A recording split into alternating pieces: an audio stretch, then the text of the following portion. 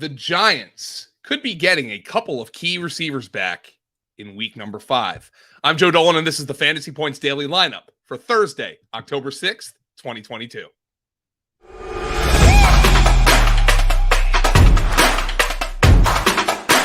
It's time for the FantasyPoints.com Daily Lineup. Staying on top of the latest news and updates around the NFL. Rise and shine, folks. We're taking the field. Here's your host, FantasyPoints.com's Joe Dolan.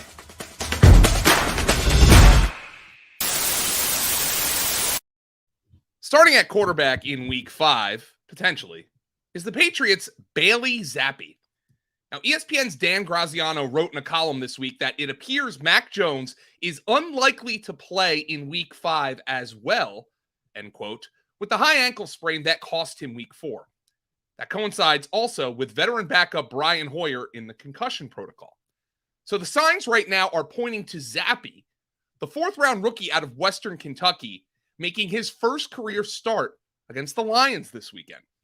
Now, Mac Jones, was present for Wednesday's practice and was officially deemed a limited participant, but Hoyer was not there. As for Jones, quote, almost all of his throws were stationary in practice, the Boston Herald's Andrew Callahan tweeted. The Patriots have an absolutely pristine matchup against the Lions' 32nd ranked defense in week number 5, so if Zappi is forced to start, there could be worse circumstances. If you're looking for a player comparison for Zappi, think of Case Keenum. Think of a Case Keenum, Gardner Minshew type of guy. A guy who's a little undersized, doesn't have a big arm, but did play in a really highly potent offense in college. And I know you DFS sickos are looking longingly at Bailey Zappi stacks in this matchup.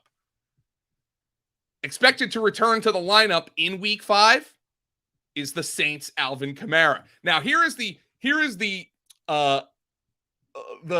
drawback of live television. So I wrote this script, and I write the script in the morning. I completely overwrote my Kamara blurb, so we've got to wing it here, folks. Kamara did return to practice on a limited basis on Wednesday. Nick Underhill of New Orleans Football reported he is limited with the rib injury that kept him out of action in week number 4. Now, here's what Kamara had to say. He told reporters that he is going to play on Sunday, and this is per Luke Johnson of the New Orleans Times-Picayune. Quote, I'm feeling great, healthy, ready to roll, so I'm going to be out there against the Seahawks, Kamara said.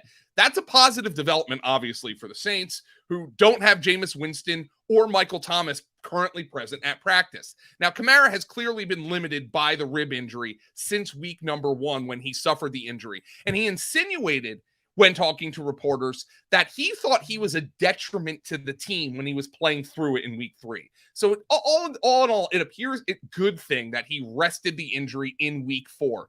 He's feeling good. You should be feeling good. I think Alvin Kamara is now a potential number 1 fantasy running back for a Saints team that is really teetering on desperation. Starting at our other running back spot is someone who has the role of a top fantasy running back. This blurb I did not delete, by the way. Our guy Scott Barrett is talking up Breece Hall of the Jets this week in his XFP, expected fantasy points report, which Ben Kukanis would yell at me if I didn't mention, is free at fantasypoints.com this week. And so we'll talk about that later. And everything Scott is writing about Breece Hall is encouraging. Here's what he wrote. Hall is looking like a priority trade target, a top positive regression candidate, and one of the top DFS values on the week. Hall currently ranks 19th in fantasy points per game, but also 8th in expected fantasy points per game. He ranks 2nd among all running backs in targets per game, behind only Austin Eckler. And that's also sort of underselling it.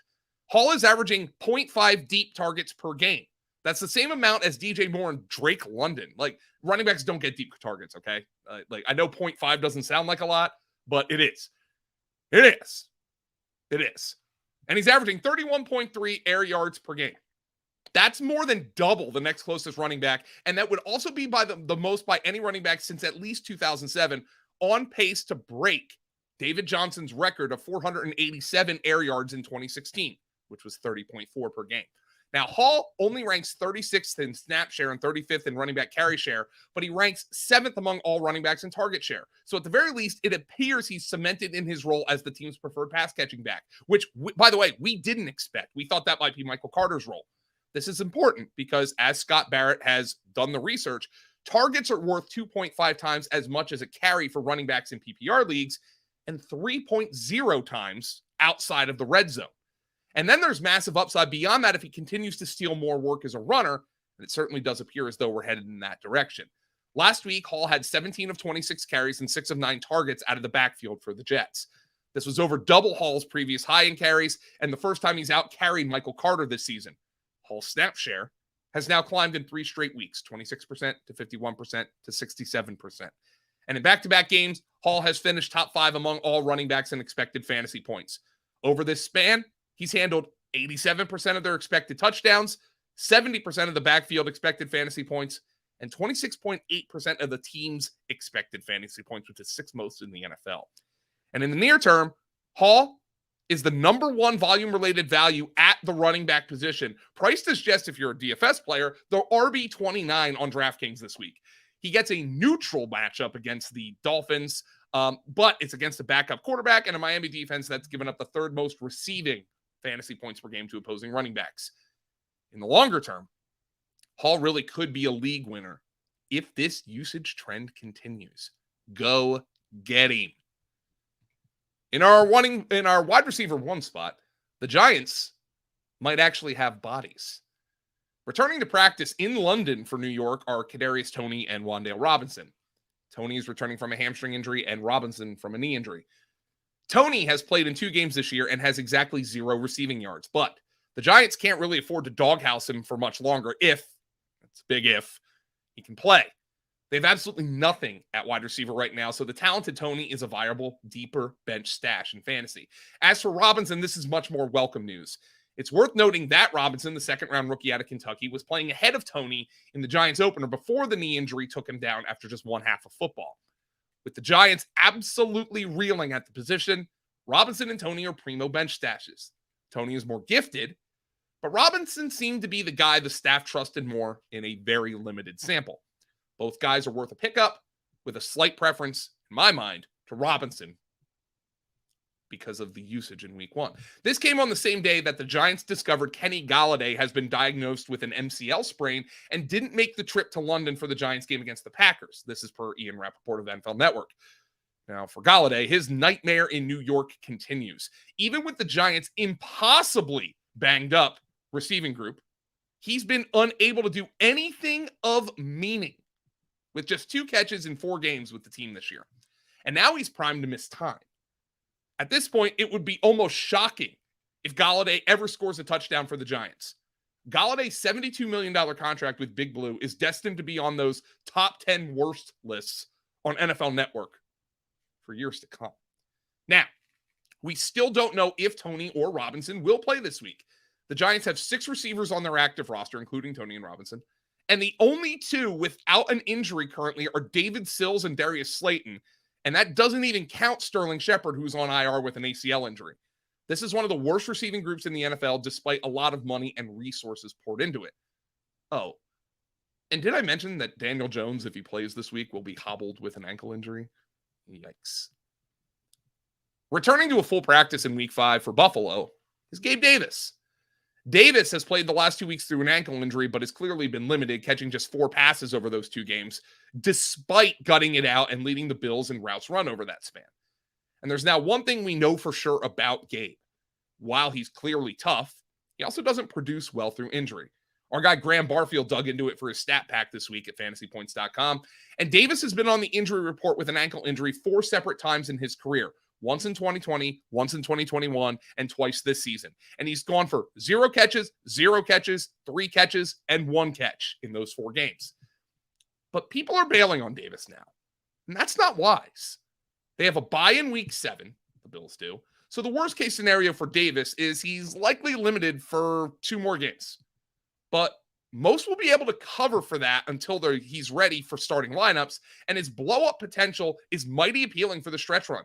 And the fact that Davis was listed as a full participant on Wednesday is a great sign. So you can consider getting him back in lineups this week. From practice video, he certainly looked more spry than he has in the last 2 games. In our flex spot, we have an update on the 12th pick in April's draft. Jameson Williams is making progress in his return from the ACL injury he suffered in last year's national championship game. But Coach Dan Campbell said the Lions won't designate him to return from the reserve NFI list until after their Week 6 bye. This is per Jeff Risdon of Lions Wire. The Lions could also take a similar approach with Amon-Ra St. Brown and DeAndre Swift, both of whom are dealing with ankle injuries, and Swift also with a shoulder injury. But even without those 3 in Week 4, the Lions put up 45 points. Of course, number 32 ranked defense gave up 48. The Lions have been a fantasy bonanza all year with the league's highest scoring offense and the bottom ranked defense. Williams is a very spicy stash given how many points Lions games have featured. It's possible he plays over DJ Chark at some point in the second half of the season. My name is Joe Dolan. This has been the Fantasy Points Daily Lineup on a lovely Thursday. Remember to like this video, hit the thumbs up, leave a comment. We appreciate everything. We love live television. By the way, please wish my Crimp it. There's Crimp. There she is. She's the one. She's the near one. Please wish her a happy birthday. It's her 5th birthday today. Leave her a comment down below. If you don't want to comment for me, at least comment for the dogs, please. Look, at fantasypoints.com, the season's a quarter of the way over. Ergo, Fantasy Points is a quarter price off. Everything is already 25% off. But if you add in the code lineup22, you get an extra 10% off. By the way, my Discord notifications, you can't hear them, but I can. They're blowing up right now. That's subscribers asking me start-sit questions, trade questions, because you have a direct line, if you subscribe to fantasypoints.com, to me and the rest of the Fantasy Points staff. Scott Barrett, I mentioned his XFP report. That's up for free at fantasypoints.com right now if you want to check out some of the things that you get with a subscription to the website. This has been a lovely Thursday edition of the program. That means we got Thursday night football. Please enjoy the game tonight, get your lineup set, and get your Thursday night players out of your flex. I'll see you tomorrow, everyone.